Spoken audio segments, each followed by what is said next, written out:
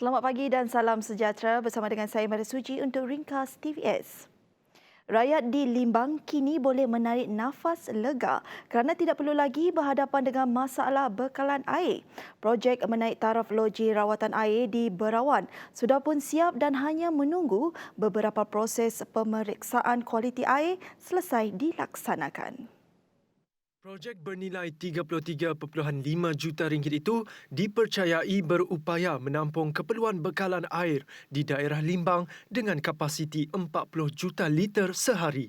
Menurut Ketua Menteri Datuk Patinggi Abang Johari Tunopeng, kejayaan projek ini sekaligus melambangkan peningkatan 100% kerana selama ini loji air Berawan hanya mampu menampung 20 juta liter sehari. Tambah beliau lagi, projek ini telah siap sepenuhnya seperti yang sudah dijadualkan pada Ogos tahun lepas. Ini dapat membekalkan air hingga ke Mentawin, dan keseluruhan Limbang. Dan ini mengikut jalur sebenarnya dah siap. Kita ini pun saya melihat projek baru. Dan dalam masa 2 minggu ini, mereka masih memeriksa kualiti air. Dan saya percaya kualitinya akan baik. Dan bekalan mereka jadual dan tidak ada masalah air di daerah Limbang ini.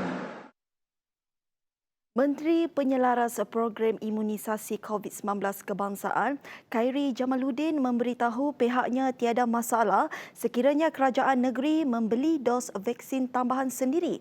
Bagaimanapun ujarnya bukan mudah untuk mendapatkan bekalan atau akses vaksin. Mengulas mengenai hasrat kerajaan negeri tertentu seperti Pahang dan Sarawak yang bercadang membeli sendiri dos vaksin tambahan berbanding vaksin diperuntukkan kerajaan pusat, Khairi berkata pihaknya belum menerima permohonan daripada negeri berkenaan. Setakat ini, Kerajaan Persekutuan sedang menunggu 2 atau 3 pendaftaran vaksin yang masih perlu diselesaikan bahagian kawal selia farmasi negara. Apabila selesai, kemungkinan kelonggaran untuk kerajaan negeri membeli vaksin sendiri dapat diberi perhatian. Sementara itu, menyentuh mengenai perkembangan lain, kerajaan bercadang mewujudkan pusat pemberian vaksin berskala besar di setiap negeri. Pusat ini akan dibina dengan kemampuan memberi suntikan vaksin kepada kira-kira 8,000 orang sehari. Ia selaras dengan arahan Perdana Menteri Tan Sri Muhyiddin Yassin yang mahu program pemberian vaksin kepada rakyat dapat diselesaikan pada tahun ini juga. Agensi Pengurusan Bencana Negara NADMA akan menjadi jentera bagi membantu menggalakkan rakyat luar bandar dan pedalaman untuk mendaftar program imunisasi COVID-19 kebangsaan. Pelaksanaan Perintah Kawalan Pergerakan Diperketatkan PKPD di Kampung Bintawak Tengah dan Bintawak Ulu akan terus diperketatkan membabitkan sebanyak 4,200 penduduk dan 750 buah rumah. Pengerusi Jawatan Kuasa Pengurusan Bencana Negeri Sarawak JPBNS Dato' Ahmad Douglas Ugambas berkata ini susulan memberi tumpuan sepenuhnya kepada ujian saringan selama 4 hari bermula Rabu ini. For this, so that we will know the extent of the spread within this kampung. This kampung, the total rumah 750 dengan penduduk 4,200 penduduk di sini. Jadi ini kampung sangat besar. Dalam pada itu katanya, selain penguatkuasaan sekatan jalan dilakukan, pihaknya juga membuat kawalan atau rondaan di beberapa laluan alternatif yang boleh digunakan untuk keluar dan masuk ke kampung tersebut, termasuk laluan sungai khususnya. Telah diambil kira oleh PDRM. Mereka telah pun menugaskan Marine Police. Kalau dia pergi sungai dan nampak kapal di bawah. Dia orang ini semua berpengalaman.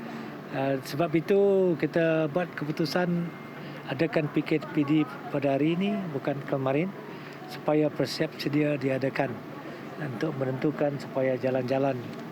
Tapi saya yakin penduduk di sini akan memberi kerjasama. Ugah berkata demikian semasa ditemui media selepas mengadakan lawatan operasi pengesanan kes aktif ACD di kampung itu pada Selasa. Terdahulu, JPBNS menerusi satu kenyataan memaklumkan keputusan itu dibuat berikutan kes positif COVID-19 di kampung tersebut semakin meningkat sebanyak 22 jangkitan baru. Dewan Bahasa dan Pustaka DBP teruskan usaha mendekati rakyat dengan pelbagai kajian khazanah kearifan Sarawak melalui platform digital dan laman web e-Borneo yang merangkumi kumpulan cerita rakyat, daftar kata bahasa, kamus bahasa pribumi dan banyak lagi. Bahan-bahan ini telah didokumentasikan dan dimuat naik ke dalam laman web e-Borneo secara berfasa. Menurut Pengarah Dewan Bahasa dan Pustaka DBP Cawangan Sarawak, Abang Haliman Abang Julai, setiap tahun pihaknya akan mengadakan seminar menampilkan beberapa tokoh berkaitan bagi perkongsian ilmu tentang kearifan tempatan Sarawak. e-Borneo merupakan platform digital yang bukan sahaja menampilkan khazanah Sarawak, malah juga dari Sabah, Brunei dan Kalimantan melalui kerjasama antara DBP. Bagi khazanah berkaitan Sarawak, katanya, setiap bahan akan ditapis terlebih dahulu menerusi Pusat Dokumentasi Melayu sebelum dimuat naik. Ini bagi mengelak sebarang kegiatan salah guna. Kita juga khawatir takut bahan-bahan yang tidak sah, bahan-bahan yang tidak menggambarkan imej sebenar Sarawak atau Borneo itu akan terkeluar juga di e-Borneo. Jadi memang kita menyaring semua bahan-bahan yang akan kita muat naik dalam e-Borneo ini. Untuk rekod, platform e-Borneo telah diwujudkan sejak 4 tahun yang lepas. Beberapa cadangan untuk penambahbaikan di lokasi tapak warisan dalam Bandaraya Kuching untuk keselesaan penghujung tempatan atau pelancong luar akan diteliti lebih lanjut. Demikian kata Menteri Pelancongan, Kesenian dan Kebudayaan Datuk Abdul Karir Rahman Hamzah. Kementeriannya juga tidak menolak kemungkinan untuk menyediakan lebuh pejalan kaki khas untuk pengunjung.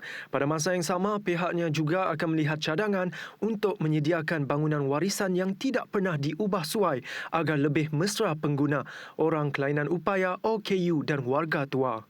Kita akan lihat harapan saya pihak Majlis Bandaraya dan sebagainya yang mengatur perkara ini supaya mengambil kira orang-orang OKU supaya pelancong terutama sekali pelancong daripada luar. They want to see how life is in another place if they are already quite old, pakai wheelchair. Supaya tempat-tempat ini OKU friendly juga. Tapi tempat-tempat ramah macam ini kita kena buat adjustment sedikit daripada masa ke masa. Terima kasih. Sementara itu, pihaknya juga melihat penubuhan jawatan kuasa atau sebuah agensi untuk menjaga kebajikan atau menguruskan kewangan perniagaan senja seperti Bot Penambang. Laporan seterusnya. Bertujuan memberi kemudahan kepada penduduk setempat serta pada masa yang sama menarik para pelancong. Projek tebingan sungai ataupun waterfront di Lingga yang melibatkan kos sebanyak 3.9 juta ringgit dijangka siap sepenuhnya menjelang Mei 2021. Untuk siap gelak, senanglah kami parking senang, jalan-jalan tengok tepi sungai pun senang juga. Sioklah kami tengok.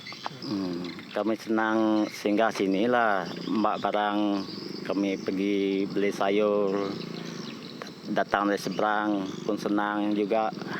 InsyaAllah dengan adanya waterfront di InsyaAllah Kampung Lingga akan maju dan InsyaAllah penduduk di Kampung Lingga mudah-mudahan dapat berniaga di sini lah. Amnya penduduk Lingga memang terus tahu saja kena dengan adanya pembinaan waterfront ini akan menambahkan lagi taraf sosioekonomi penduduk di sini. Sekiranya waterfront ini dah siap dibina, maka para peniaga dapat berniaga dengan sebaik mungkin. Projek ini sekaligus mengubah wajah dan landscape Lingga menjadi antara ikon pembangunan. Jadi atas pembinaan waterfront tu kami di kampung tu alhamdulillah lah ada penambah kebaikan di kampung tu. Mudah-mudahan Lingga tu banyak perubahan yang akan datang. Sebanyak 204 kes pulih dilaporkan pada Selasa melebihi angka kes baru COVID-19 iaitu 183 kes. Daripada jumlah tersebut, Sibu kekal mencatatkan kes baru tertinggi dengan 73 kes. Sementara Sementara itu, Jabatan Kesihatan Negeri Sarawak telah mengisytiharkan 1 kluster tamat iaitu kluster Mas Merah di daerah Sibu. Manakala 3 kluster baru dikesan di daerah Julau dan Sibu iaitu kluster Nangabulo Julau, kluster Kampung Hilir dan kluster Jalan Sanyan Sibu. Jumlah kluster yang masih aktif setakat ini adalah sebanyak 31 kluster. 10 kluster yang mempunyai penambahan kes, manakala 21 kluster tiada penambahan kes. Pada masa yang sama, 3 kes kematian baharu turut dilaporkan. Mengenai status daerah pula, daerah Marudi telah kembali ke status hijau daripada status kuning. Daerah Selangau pula telah bertukar status daripada status kuning kepada status jingga. Tetap ada tekanan yang diletakkan ke atas bau kudrat muda Persatuan Badminton Malaysia BAM dalam kejohanan seluruh England yang bermula hari ini meskipun sebilangan besar mereka bakal membuat penampilan sulung dalam kejohanan berpraktis ini. Pengarah Kejurulatihan BAM, Wong Chung Han menegaskan keputusan bersama buat beregu lelaki nombor 1 negara, Aaron Chia dan Soh Woo Yik tidak beraksi dalam kejohanan ini demi memanfaatkan perancangan jangka masa panjang. Secara keseluruhan, BAM hanya memiliki 6 wakil dalam seluruh England yang tidak menawarkan mata sukan Olimpik Tokyo Julai depan dengan skuad muda itu diketuai perseorangan lelaki utama negara Lee Zijia. Perseorangan wanita S. Kisona turut akan membuat penampilan sulung dalam kejohanan selain 3 beregu terbabit. Berbeza dengan siri kejohanan Asia di Bangkok, Thailand awal tahun ini dan terbuka Switzerland, barisan pemain terbaik dunia seperti Kento Momota dan beregu lelaki nombor 1 dunia dari Indonesia sudah mengesahkan kehadiran mereka. Sekian saja untuk laporan itu. Teruskan kesetiaan anda bersama dengan kami di TVS. Saya Mira Suji, salam hormat dan jumpa lagi.